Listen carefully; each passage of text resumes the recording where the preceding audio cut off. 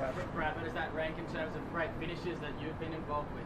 Oh, that was an extraordinary finish last night. We're in no position to win the game to James hit the 4-through cover off the last ball.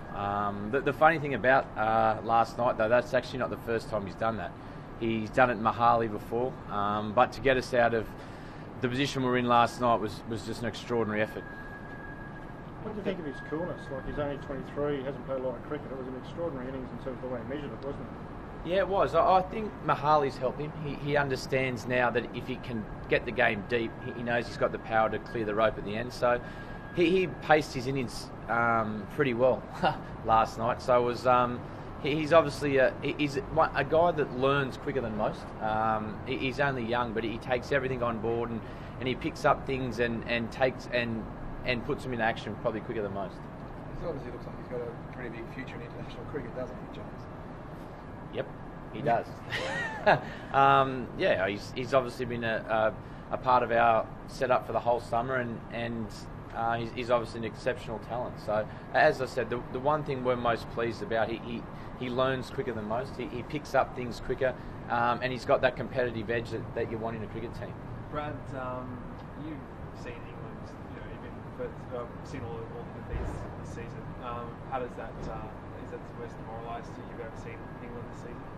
Obviously, they won't be feeling well, but that's not for me to judge. We were in a position last night where England probably batted, bowled and fielded a lot better than us, and we won the game. So from that point of view, we'll obviously take a lot of confidence out of that leading into this game in Sydney.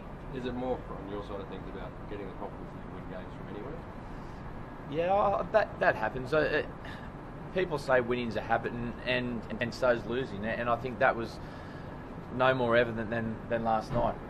We probably lost wickets at crucial times and didn't close out the game like we would have should have with the ball, and no one in our top four went on and got 100. So from England's point of view, they probably did all that, but we won the game. So winning is a habit, but so's losing. Do you think they can bounce back though? They're still a team capable of bouncing back from that, despite the disastrous tour they've had, Brad? I hope not. We're enjoying the cricket we're playing at the moment, and we've got a chance tomorrow at the cricket ground to close the series out, and that's what we're looking to do. So how significant is that, the fact that you're going in now, you can put it to bed tomorrow? Does that give you guys an extra lift, given that you've been winning everything all season? Yeah, it does. We obviously go into every series that you're wanting to win the series, and we're hoping after last night we can open a few more scars a bit wider and finish it off in Sydney. So from that point of view, it's a massive achievement if we can do that tomorrow. There's the bowlers conceded a bit over 100 in the last 10 overs. Is the death bowling a bit of a concern? Oh, I think with the way the game's structured now with 4 out, you've got to be a bit more open to that there are going to be a lot more runs scored in the last 10 overs. We probably didn't execute what we needed to, but they're going to get more and more scores like that and bigger scores in the last 10 overs just with the field restrictions, and normally you're coming out of a power play leading into that too as well. I mean, there's talk about 50-over game lacking relevance and becoming obsolete with T20 and Tests.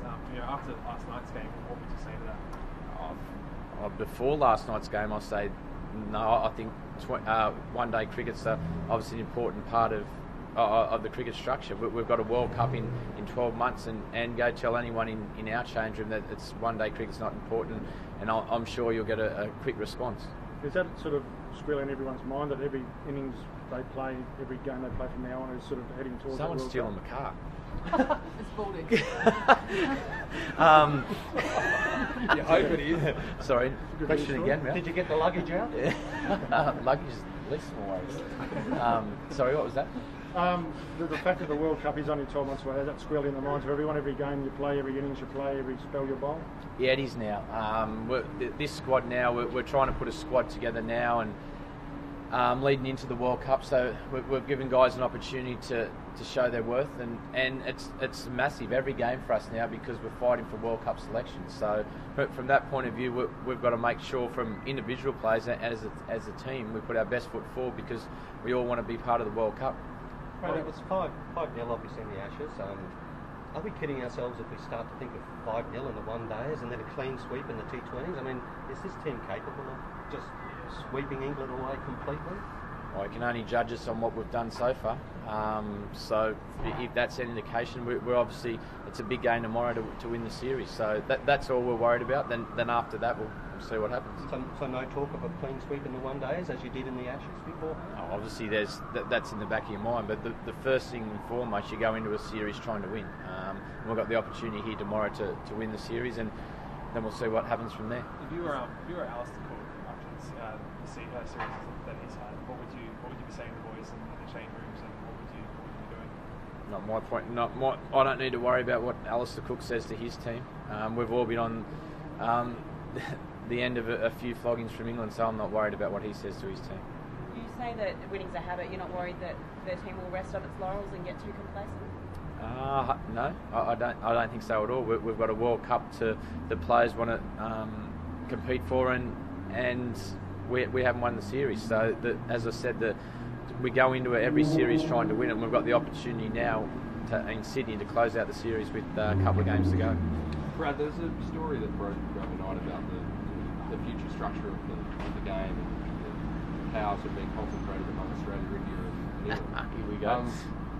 I'm not going to ask you about that, but I'm going to ask you, the program over the last few years as you've played in it and experienced it, how do you think it's gone, and what would you like to see changed about the international program? I've just come back to international cricket, so I'm pretty comfortable with where the program's at the moment. That's something for the administration to have a look at. From our point of view, it's an honour to play every game for Australia, so we'll take every opportunity we can and move forward from there. Michael bowled his arm before yesterday. First time he's bowled all Yeah, hurt his back. Really? That's what I was going to ask. I was going to ask how his back was, if he was. No, his back's fine. He barely had any pace on the ball. They were lucky to get to the end. That's true, yeah. Thanks, guys. Thank you. Thanks, Brad. No worries. That wasn't ballsy.